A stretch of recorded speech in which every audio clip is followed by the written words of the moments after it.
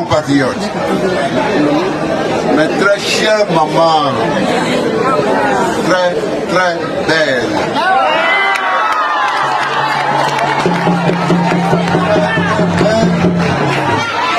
Paul Esther, qui a sauvé la tribu israélienne du Liban Mardoché. Mais très courageuse, maman, comme Déborah, je vous salue. Chers jeunes, rendons tous grâce à notre Dieu, dont les bontés sont inépuisables et la miséricorde illimitée pour ses bienfaits tout au long de l'année écoulée. Honneur, louange, force, puissance, pouvoir et gloire à Dieu pour son amour, le souffle et la vie qu'il continue de nous donner. Puisse Dieu nous donner sa joie divine tout au long de l'année 2024. Chers mamans, chers jeunes, je voudrais m'adresser à vous en ce premier jour du nouvel an 2024 avec considération, respect et beaucoup d'amour pour vous présenter mes vœux. L'année 2023, comme vous le savez, s'est achevée.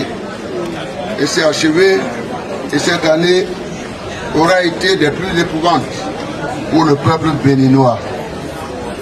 Elle n'aura pas été du tout repos. En effet, les catastrophes qui se sont succédées à un rythme parfois effrayant.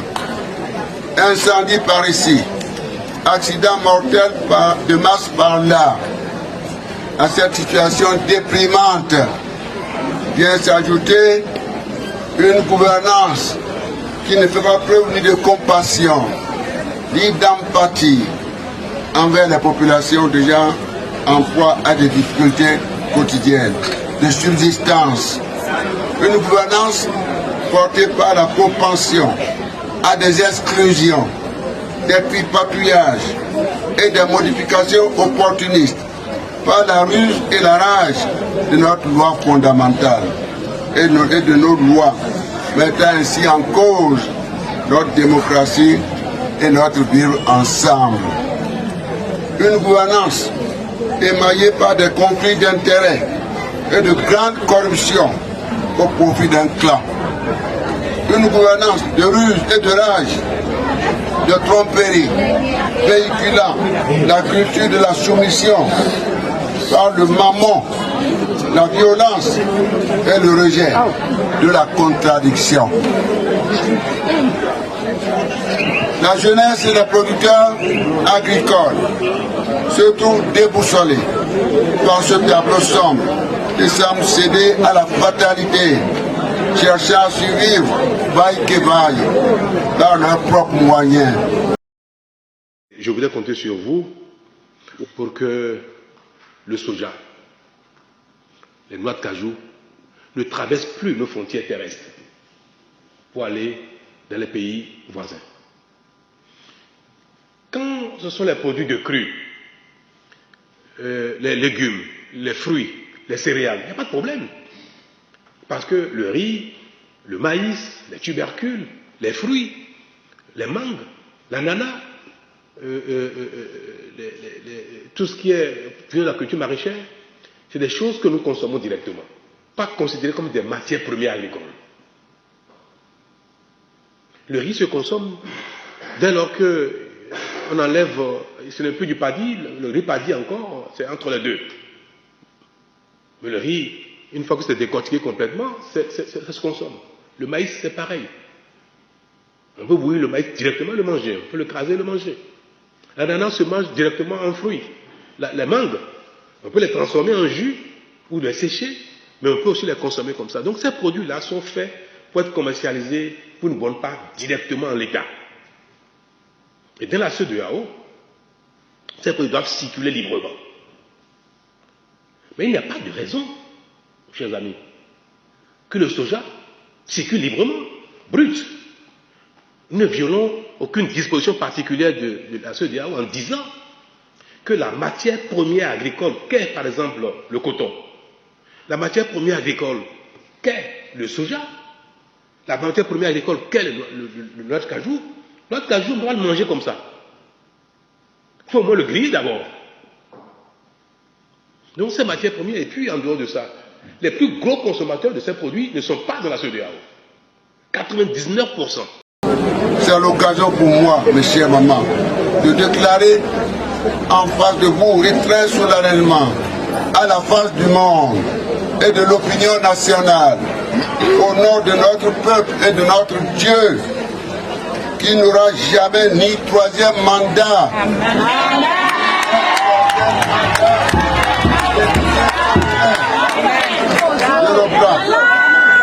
C'est l'occasion pour moi de déclarer solennellement à la face du monde et de l'opinion nationale, au nom de notre peuple et de notre Dieu, qu'il n'aura jamais ni un troisième mandat, ni un troisième mandat déguisé au Bénin.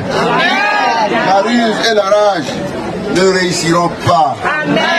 Il revient au peuple souverain d'exercer désormais ses prérogatives électorales pour la préservation de la paix au nom de notre Père Céleste.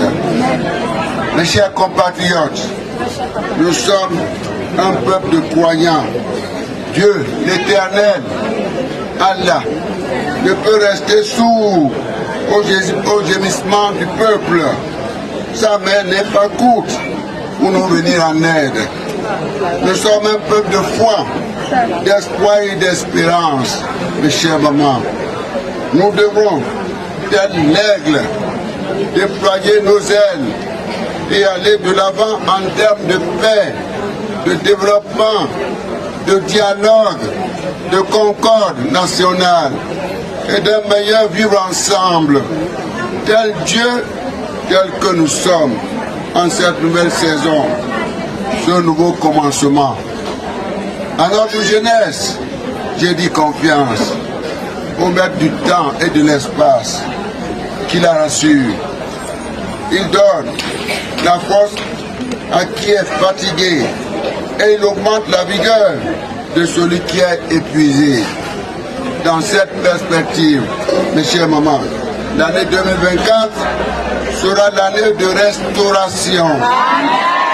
Chacun de chacune de nous, de nos familles, de notre peuple et de la nation béninoise. Chers compatriotes, j'ai une pensée très affectueuse envers mes compatriotes qui sont privés de liberté dans les prisons, en particulier ma fille, Madame la ministre, Rekia Madougou, mère de 2 petits-enfants très mignons, l'éminent constitutionnaliste Joël Aïbo et de nombreux frères et sœurs qui ne peuvent pas rejoindre paisiblement la mère patrie commune. Salut, délivrance, guérison, miracle, vie abondante, lumière, bénédiction, grande foi et obéissance à Dieu, repentance, telles sont la portion et le partage que notre Père Céleste réserve à chacun et à chacune, ainsi qu'à notre nation en 2024. Pour ce faire, j'invite le peuple à aller à la repentance et à la foi en Dieu, notre Papa des cieux, pour se départir de toute alliance avec le Satan qui nous plonge dans l'esclavage. J'invite chacun et chacune, où qu'il se trouve, à observer 3 jours de jeûne et de prière pour que Dieu, le Père Céleste, nous accorde toutes ses bénédictions. Nous sommes tous des témoins des merveilles de Dieu le Père. des conquérants et nous triompherons si nous marchons avec le Saint-Esprit et par la foi. Notre Rédempteur reste toujours notre forteresse, notre refuge, notre soutien précieux, notre bouclier.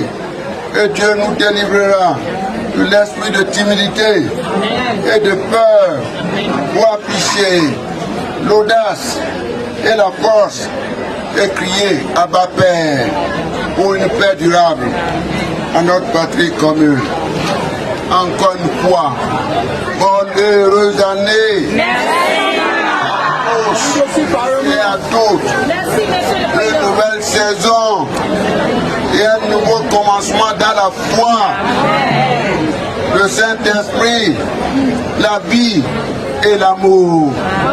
Marchons tous avec le Saint-Esprit sous la direction divine. Gloire, honneur, puissance à Dieu pour des siècles et des siècles.